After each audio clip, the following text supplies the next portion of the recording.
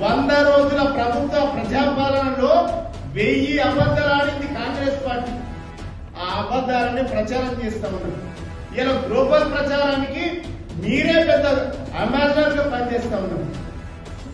తొలి సంతకం రైతు రుణమాఫీ అన్నారు, రైతు బంధు అన్నారు, 15,000 రూపాయలు అన్నారు.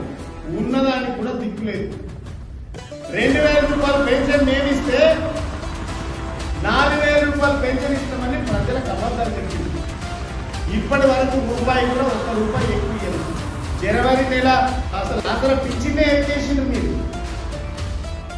పెళ్లిళ్ళు చేసుకుంటే తులం బంగారం ఇస్తామని ఇప్పటికీ 17,000 పెళ్లిళ్ళు అయ్యాయి ఈ రాష్ట్రంలో.